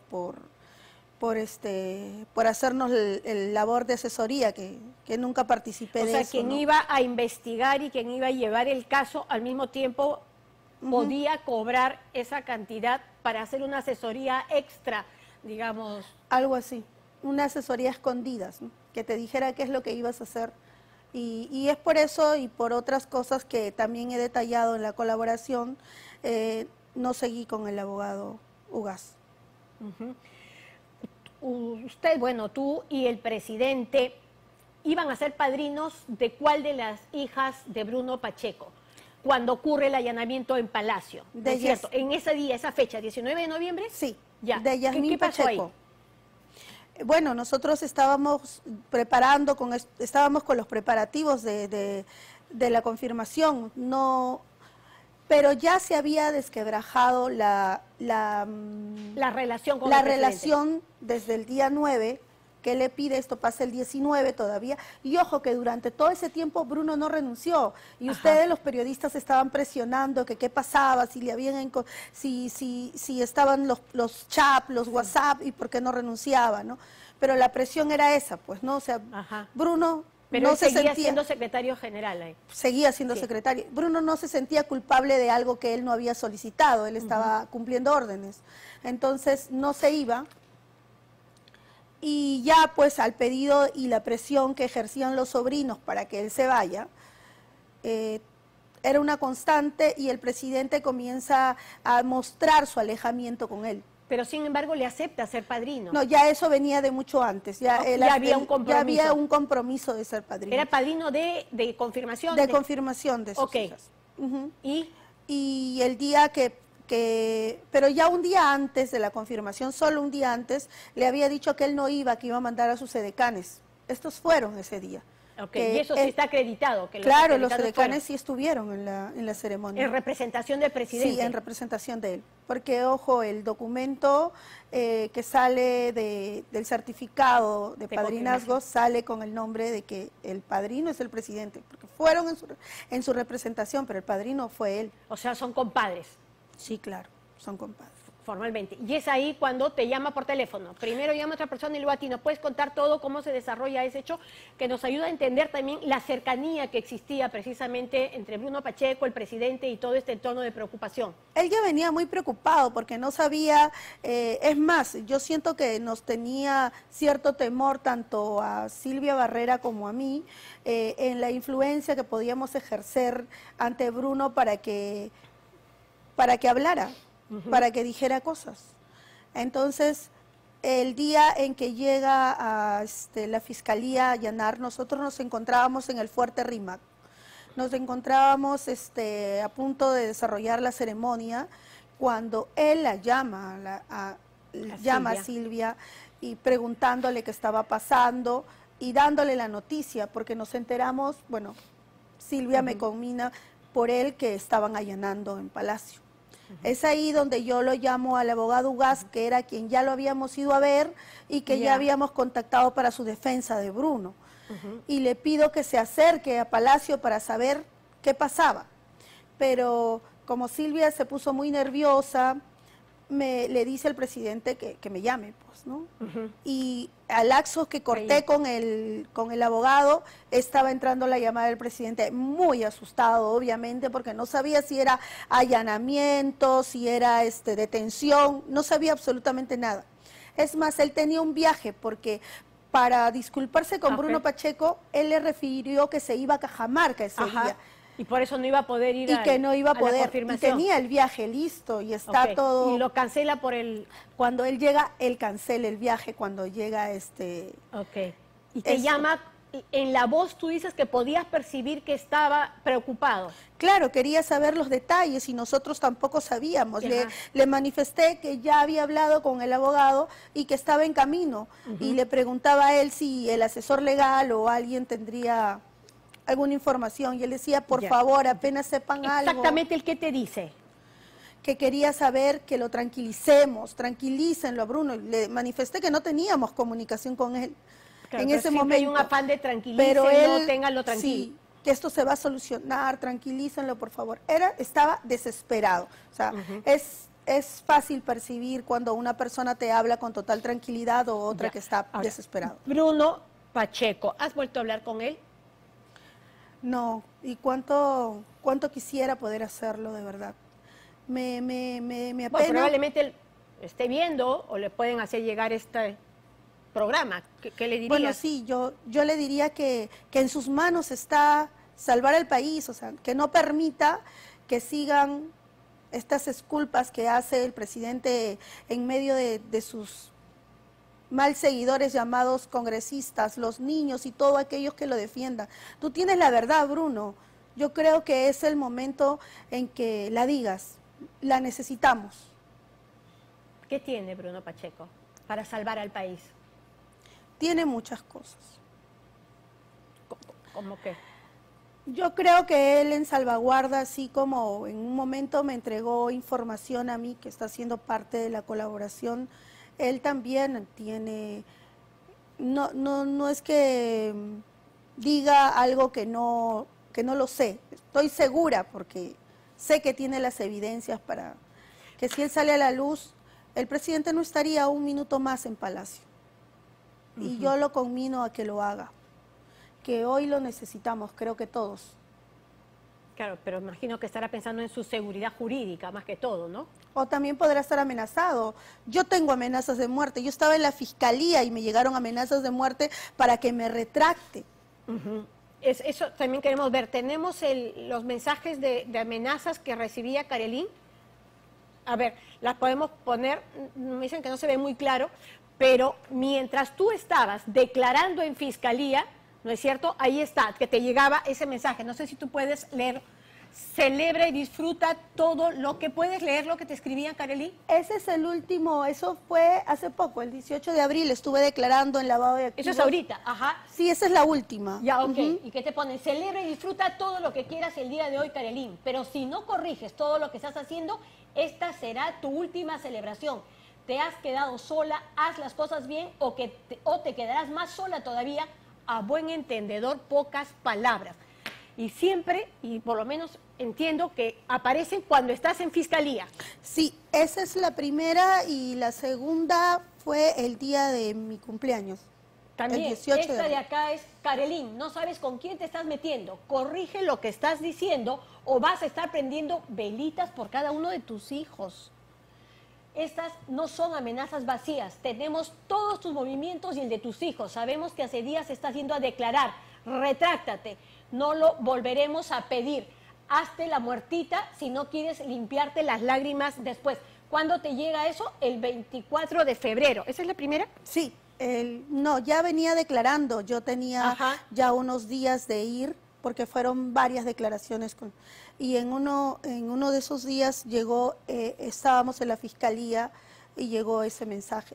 O sea, quiere decir de gente que tiene, pues, que sabía dónde estaba, que tiene mucho poder. ¿Le están dando las protecciones del caso, doctor? Nosotros al comienzo teníamos gran desconfianza natural porque quien da las protecciones depende de un ministro del Interior, que a su vez depende de un presidente de la República.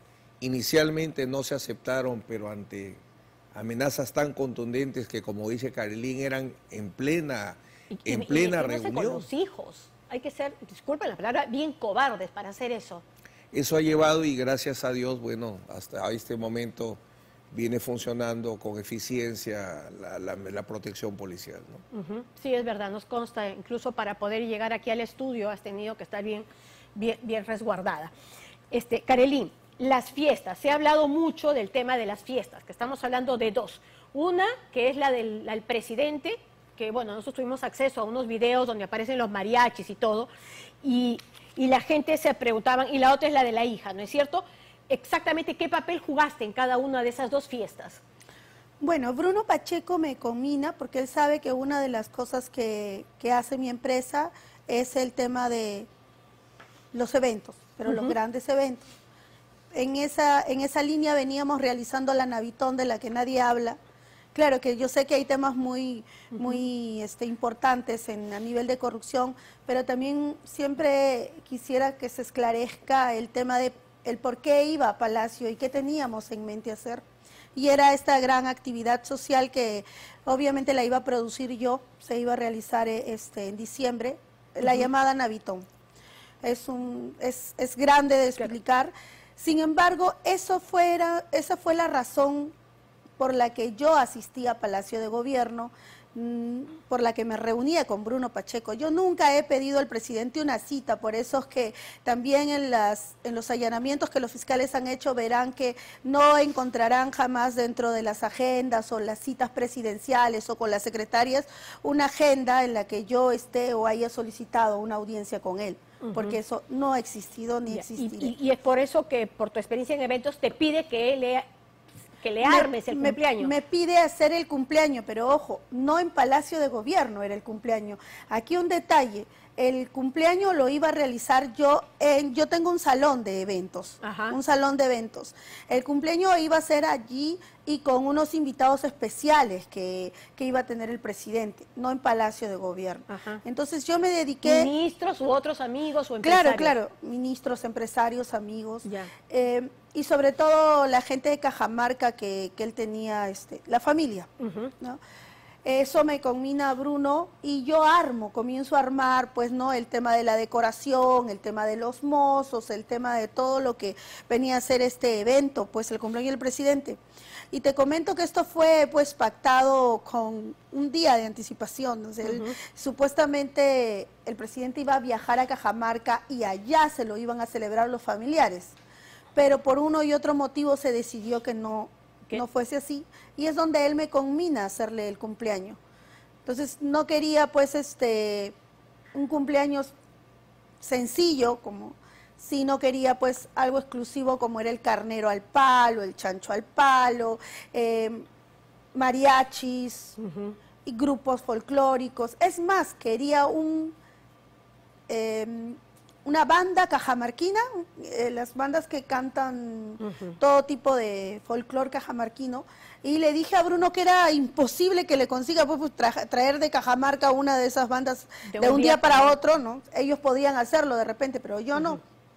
Entonces me dijo algo similar, le dije que tenía un tema tipo Brisas del Titicaca, donde habían danzas.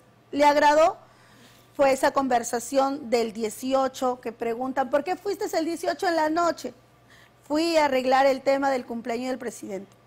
En ese momento estaba todo listo para hacerlo en mi local, en mi salón de fiestas. La decoración de globos, que la ha permitido presentar, estaba en mi local, ¿no? O sea, todo lo que tendría que ver con el cumpleaños. Sin embargo, al día siguiente, el mismo 19, Bruno Pacheco me dice que los sobrinos, obviamente por el problema que yo tenía con Samir, y iba a estar Samir en esa reunión, no podía ser en mi local. Y yo no podía asistir. Estar presente. Entonces, ¿qué hago con el chancho al palo? Bueno, vas a tener que traerlo para Palacio.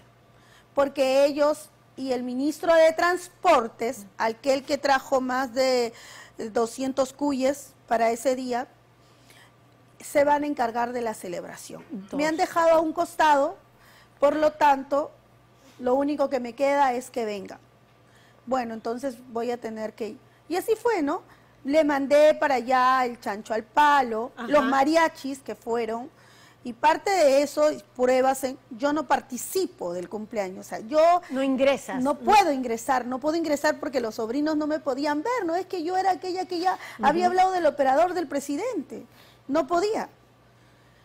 Lo que sí es que por la noche Bruno me conmina porque faltaron unos tragos, que creo que tú has sacado el video. Claro, Vicky Zamora tuvo acceso a videos de Palacio y se ve que ingresas y se ve que sales rápidamente también. Y entro, y ahí también una acotación, ¿no? O sea, dicen, llegaba al despacho presidencial. No sé por qué motivos pondrían en el ingreso despacho presidencial, pero como se ve en el video, yo entré al despacho de Bruno y salí del despacho de Bruno.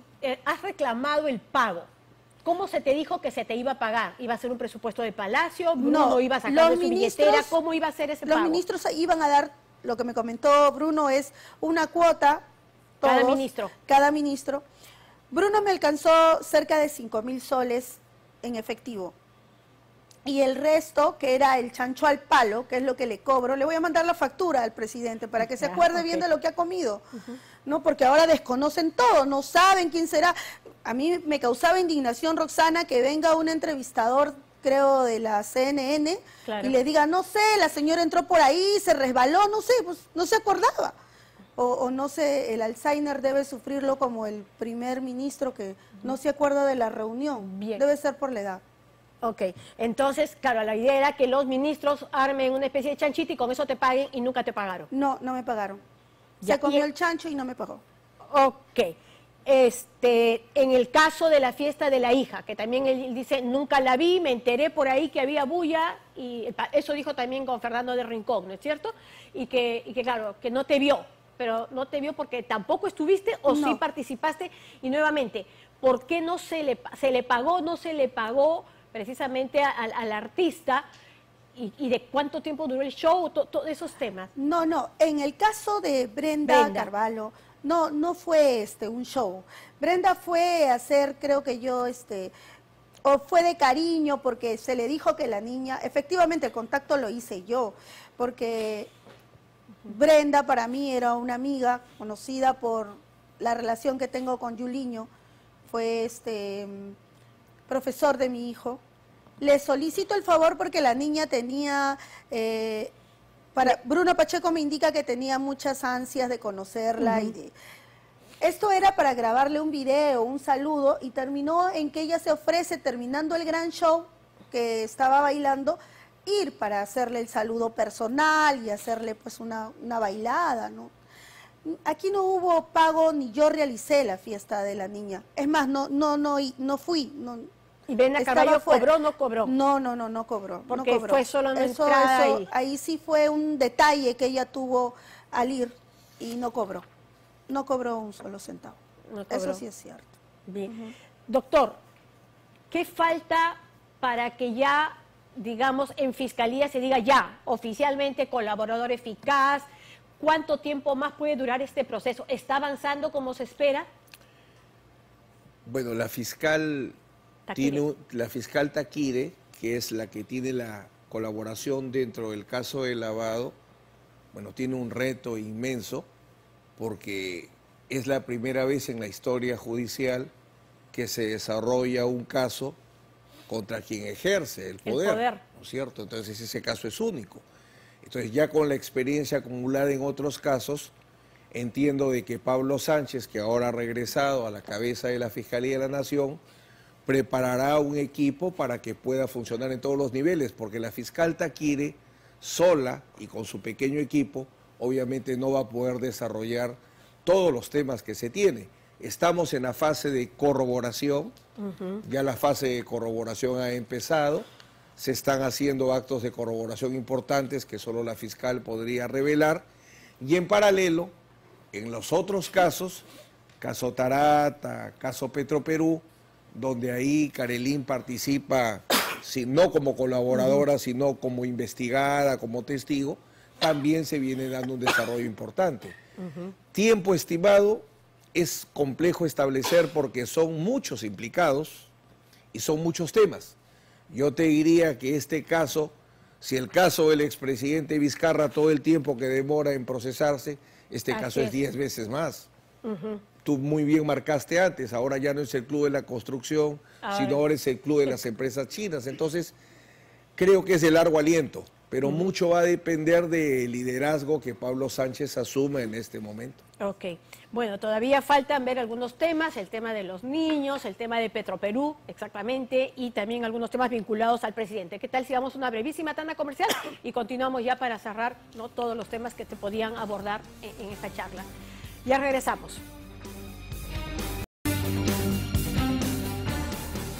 Bien, seguimos con Carelín López y el doctor César Nakazaki. Y Carelín López, al inicio de la entrevista, señaló que Roberto Sánchez, el ministro Roberto Sánchez, llamaba permanentemente a Bruno cuando estaban en medio ya de todo este clima de tensión, de denuncias, para decirle prácticamente tranquilo, según entendemos de lo que ha dicho Carelín. Carelín, el señor Sánchez ha escrito un tuit inmediatamente después de seguir el programa: rechazo absolutamente las mentiras de Carelín López respecto a mi persona, o se rectifica de inmediato o procederé a querellarla como corresponde en la salvaguarda a mi derecho al honor. Siempre he pedido públicamente se investigue y se llegue al fondo del asunto. ¿Te ratificas, rectificas o ratificas? No, ratifico completamente. Mentiras son las que dice el presidente que él defiende. Yo ratifico, y es más, le pido a la Fiscalía que su teléfono y el de Bruno en aquella época sean verificadas las llamadas que le hacía, incluso los comentarios que le daba de la Comisión de Fiscalización sobre los chats y sobre que era conveniente que él renuncie antes de que eso le recomendaba. Claro que sí. Yo me encontraba en las noches porque era con quien Bruno se reunía por lo mal que se sentía de todo lo que le estaba sucediendo. Así que ratifico completamente que efectivamente es una de las cosas que también se va a llegar a saber. Y que ya anteriormente, me imagino, ya lo habías relatado, ¿no es cierto? Petroperú, es así como de alguna manera empieza también todo este tema de las investigaciones en tu contra. Y además aparecen registros de asistencias tuyas a visitar al señor Hugo Chávez. Así es. Ahí, exactamente qué tipo de relación o de vínculo tenías tú con Hugo Chávez y por qué coincide la reunión que tiene Abudayev y Gregorio Sáenz y que inmediatamente después salen beneficiados con un multimillonario contrato. No, es que yo me iba a reunir ese día con el domingo 17 de octubre. Yo llego a Palacio a verme con Bruno Pacheco, donde confirmamos quiénes iban a ser aquellos que iban a facilitar el tema de la Navitón, quiénes iban a ser los que nos financien, ¿no? Y quedamos de que yo llegara 8:30 el día lunes, al día siguiente, debido a que él tuvo una comunicación en ese momento con el señor Hugo Chávez, que era el gerente, quien le manifiesta de que no me podía recibir el 18 porque él llegaba a Palacio, tenía una reunión con el presidente a las 9 de la mañana. Entonces le dice, entonces voy a citarla a 8:30 para presentártela y que puedan conversar, a ver qué es lo que puede Petroperú. Y así es, yo llego a esa reunión para verme con el señor, porque Bruno me iba a poner a conversar con el señor Hugo Chávez, reunión que no se dio, porque el señor llega tarde a una reunión que tenía con el presidente. Que era en la que estaban participando Budayev y Gregorio Sanz. Yo no los vi, a Chávez no lo logré ver, a quien luego logro ver, porque en el gran comedor me hace esperar el edecán, logro ver al señor Abudalet, ¿no? Llegar con otra persona. Entonces, y los dos entran a la reunión. Entran a la reunión, pero yo no vi al señor Hugo Chávez en esa reunión. Más bien, yo era la que lo esperaba. Yo fui a esa reunión para verme con el señor Hugo Chávez, quien posteriormente tampoco me atendió. Yo no los conozco. Pero tus reuniones a Petroperú obedecían ¿a qué? Obedecían exclusivamente a la Navitón y a que él iba a ser uno de los financistas. No me recibió el señor Hugo Chávez. Y en el caso de Tarata, ¿estás dentro del proceso? Sí estoy. Ahora, gracias a las declaraciones, pues ya se ha delucidado de que todas aquellas afirmaciones que en primera instancia decía la fiscal no son, ya está yendo por algo más concreto. Hay otro colaborador que ha ratificado mis declaraciones, pero ahora se dice de que sería amiga yo de Gianfranco Castillo o de Fray Castillo. Gianmarco, ¿no? Yo no los he conocido, no lo conozco a Gianfranco, no tengo ningún tipo de relación. Es más, estoy solicitando de que se hagan las coordenadas geográficas, geotécnicas. Geolocalización. Las geolocalizaciones de que nunca he estado en ningún sitio con él. O jamás he tenido algún tipo de conversación con este señor. Claro, pero ahí, y también, y sí, como para ser doctor, se le cree una parte y otra parte no. ¿Cómo funciona eso? Porque Esa es la gran contradicción de ese caso. Yo tengo un gran respeto por el juez Chullo, pero ahí incurrió un error, porque un testigo se le toma como prueba porque se le cree. Entonces tú no puedes decir, en esta parte dices la verdad y en esta parte eres mentiroso. Es lo que se llama la prohibición de división. Tú no puedes partir el testimonio. Sin embargo, lo paradójico de ese caso es que toman el testimonio de Carelín para abrir proceso penal, pedir prisión preventiva y dictar contra varios señores. Pero la parte que se refiere a sus explicaciones para aclarar, esas no las toman en cuenta, ¿no? Sin embargo, tenemos que reconocer que oficialmente la Fiscalía ha reconocido el comportamiento impecable de Carelín y por tanto no se le ha pedido prisión preventiva a ella. Y un último puntito, ya que el ministro busca verdades, Carelín López sí estuvo enferma de COVID, se ha hecho un informe de un perito en medicina legal, el Instituto de Medicina Legal y una prueba de ROE, que es la de mayor rigor científico en el Perú para establecer que la persona estuvo enferma. Entonces, antes de pedir aclaraciones, hay que informarse para no incurrir también en falsedades como que no hay autoridad judicial que haya recogido prisiones preventivas. No estaba enferma de COVID, científicamente está demostrado que estuvo enferma, ¿no? Bien, bueno, a ambos, mil gracias por haber estado con nosotros esta noche. Y en verdad confiamos en que este proceso avance y lo que todos queremos, que se llegue finalmente a la verdad del asunto, que se llegue a entender exactamente qué pasó en distintas áreas, ¿no es cierto? Y bueno, y si Bruno Pacheco en algún momento decide decir finalmente la verdad. Muchísimas gracias. Gracias. Bien, nosotros continuamos con el programa. Como el hombre tras el poder, esta semana el mensaje del aquí mando yo emprendió también en estos días una embestida contra la DIRCOTE y su jefe. Esto a raíz de que el general Óscar Arriola reveló que se pidió una detención preventiva contra Cerrón. La molestia del hoy todopoderoso no vendría tanto por la declaración sino por una larga y exhaustiva investigación que le está pisando los talones y en la que ya se ha comprobado por lo menos obstrucción a la justicia contra un testigo que lo acusa directamente de haberse vinculado con los terroristas del BRAE.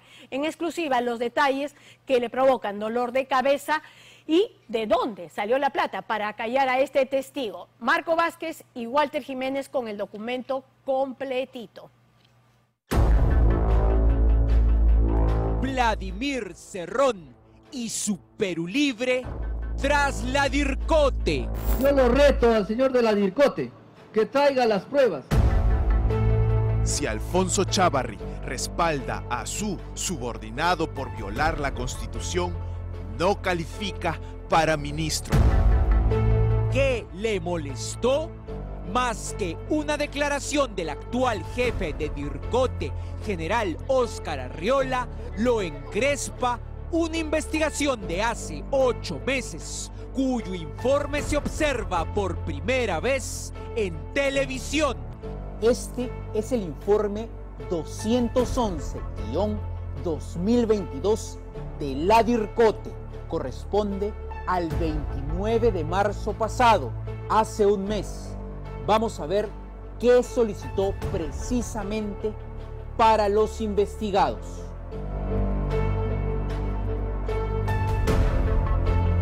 Informe número 211-2022 DIRCOTE.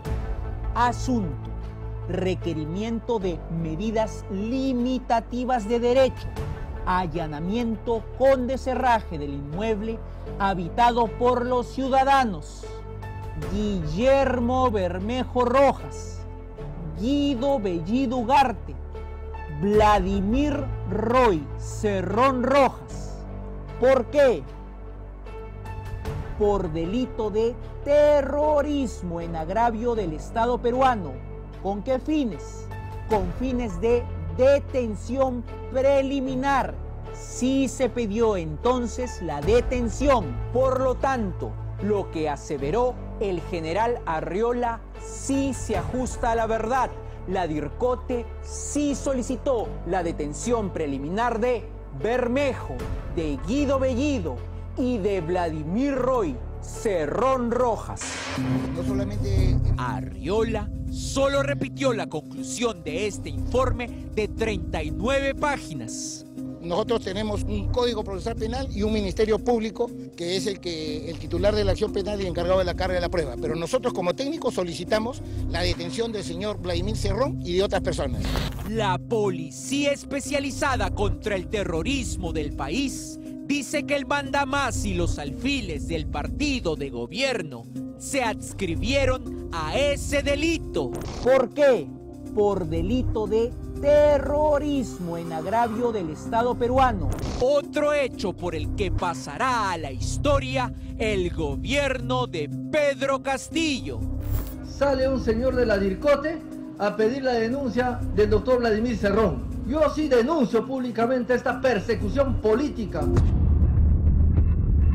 La averiguación parte en agosto del año pasado, 2021, con el testigo Eddie Villarroel Medina, el alias Sacha, un controvertido y peculiar personaje, pero en los hechos, un declarante que, comprobadamente con imágenes y videos ya públicos, llegó hasta los mismos terroristas del BRAEM, los Quispe Palomino, para hacer una alianza entre ellos y su grupo de etnonacionalistas.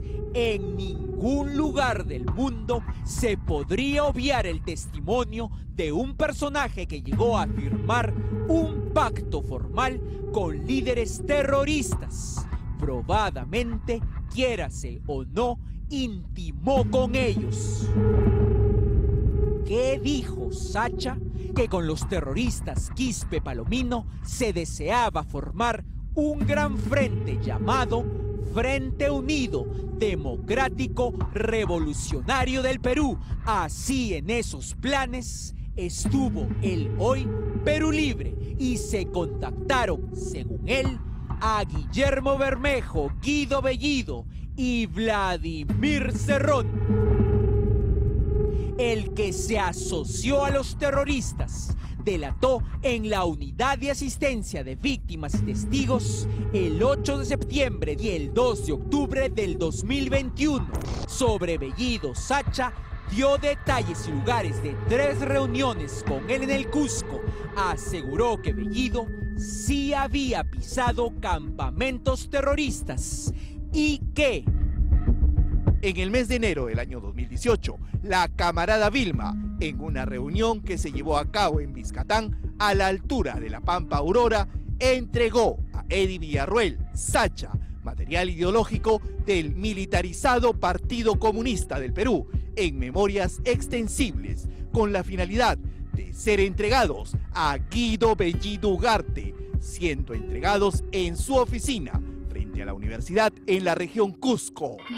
El testigo dijo que él se convirtió en el enlace de los terroristas con los perulibristas, que formarían parte del frente. Así, sobre Cerrón, aseguró.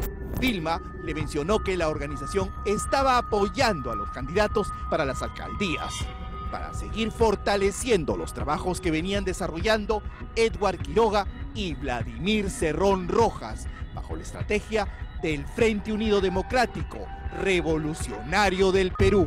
El alias Sacha acusó que él y otro capturado, Alex Pimentel, eran los encargados de la coordinación logística y económica de los terroristas con lo que hoy es Perú Libre. A Edwin Villarroel Medina Sacha, que prestó unas declaraciones y que donde se indica a Cerrón y sus vínculos a través de Alex Pimentel con Sendero Luminoso, que está operando en el Brain, y por lo cual ya hay un proceso en la cual la policía, debo decirlo, solicitó detención preliminar. Obviamente, para los delatados, todas son patrañas del testigo. Empero, si lo son, si la investigación no cargaba verdad, ¿por qué entonces se produjo la conocida reunión clandestina entre el testigo y uno de los abogados del partido Perú Libre? ¿Por qué? El 21 de septiembre del año pasado, la investigación tomó otro cariz, pues el alias Sacha se reunió con John Benítez Tangoa. Grábese bien ese nombre. John Benítez Tangoa, abogado de Perú Libre, en un sauna. Se va a tener el uso de la palabra el señor John Benítez Tangoa. Obviamente no hablaron del clima. Sacha denunció que lo quisieron comprar.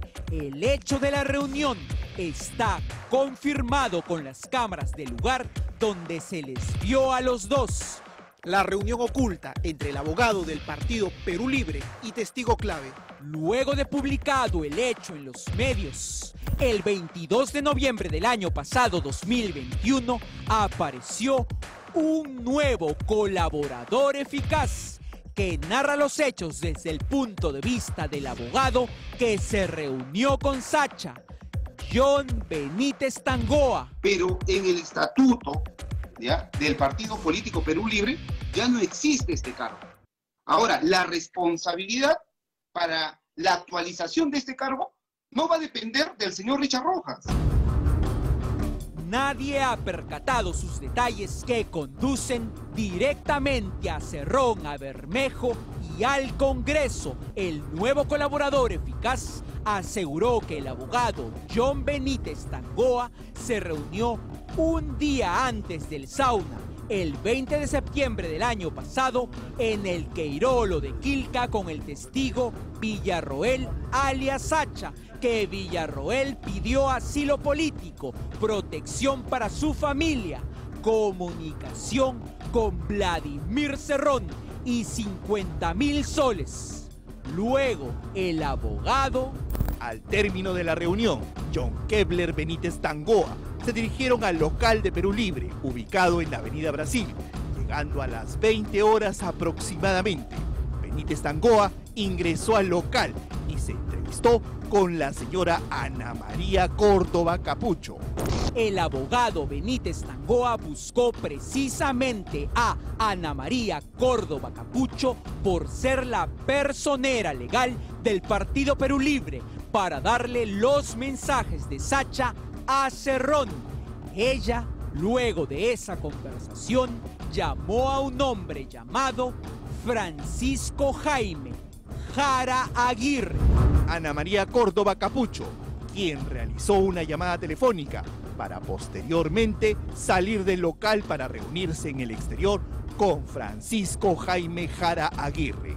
Luego de una deliberación, de acuerdo al nuevo colaborador, Córdoba y Jara Aguirre sí decidieron entregar dinero a Sacha, obviamente para que se calle, y a manera de adelanto le dieron 1.000 soles al abogado, quien luego se lo entregó a Sacha cerca a la Plaza San Martín y le dijo que su mensaje sí había sido entregado, obviamente a Cerrón. Seguidamente, Francisco Jaime Jara Aguirre aportó 500 soles, dinero que fue entregado a la señora Ana María Córdoba Capucho, quien también aportó 500 soles, recaudando la suma de 1.000 soles, proporcionando a John Kevler Benítez para ser entregado a Bobby Eddie Villarroel Medina, Sacha. ¿Quiénes son estos dos nuevos personajes? Podían actuar solos y entregar, aunque poco, un adelanto que solamente beneficiaba a Cerrón, a Bermejo y a Bellido.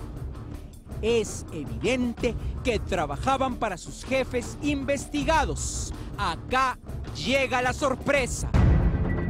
Córdoba Capucho es personera legal, pero también es actual asesor en el Congreso de la República por el Poder de Perú Libre. Ese adelanto para Sacha, de serlo, seguro salió de ese sueldo que pagamos todos en el Congreso. Aquí está, usted puede verlo, con los impuestos de todos los peruanos. Régimen laboral 728, apellidos y nombres: Córdoba Capucho, Ana María, personera legal de Perú Libre, Ana María Córdoba Capucho. Cargo: asesor, donde trabaja en la Comisión de Pueblos Andinos Amazónicos y Afroperuanos. ¿Cuál es su sueldo? 9.500 soles. ¿Quién la contrató presidenta de aquella comisión? Nada más que la cerronista a ultranza, congresista Margot Palacios. El otro señor que, de acuerdo al nuevo colaborador, puso 500 soles para el Adela para callar la boca a Sacha fue Francisco Jaime Jara Aguirre. ¿Dónde trabaja actualmente? Agárrense, en el despacho del congresista de la República, Guillermo Bermejo. Aquí está, usted puede verlo. Régimen laboral 728, apellidos y nombres: Jara Aguirre Francisco Jaime. Francisco Jaime Jara Aguirre. Su cargo en el Congreso de la República: técnico. ¿De qué dependencia u oficina? ¿De qué congresista? De Guillermo Bermejo Rojas. Remuneración: 5.297 soles. El señor que pagó un adelanto al testigo, según el colaborador, trabaja para el congresista Guillermo Bermejo. Dircote obviamente deduce que el pago que hicieron esos dos funcionarios como adelanto fue por orden de sus jefes, por lo que solicitó la detención de todos, incluido Vladimir Cerrón. Eso fue lo que lo enervó. La fiscal Eneida Aguilar no tomó la sugerencia. Solo pidió preventiva para los protagonistas del pago y del sauna.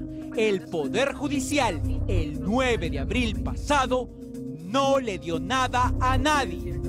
Todos están libres con comparecencia.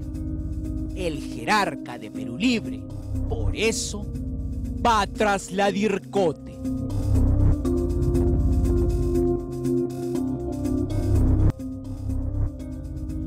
Fuentes de la DIRCOTE nos han comentado que las palabras del presidente Castillo, además, esto sí es una cosa extra, durante la ceremonia de Chavín de Huántar, que dejó perplejos a muchos, porque pasó así nada más como agüita tibia. Cuando tiene que hablar de terrorismo, dice: lamentablemente, producto de las desigualdades sociales, nos puso en un escenario de violencia que jamás se debe repetir.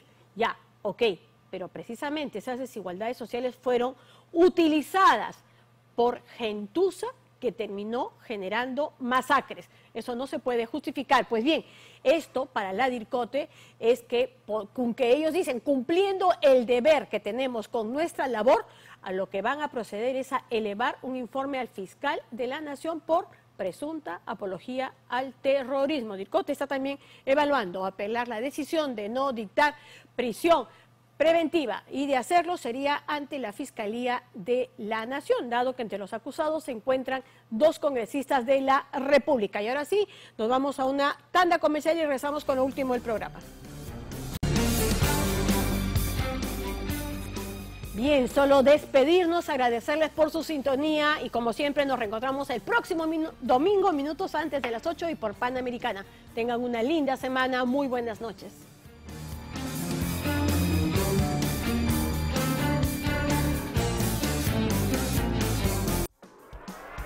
Panamericana,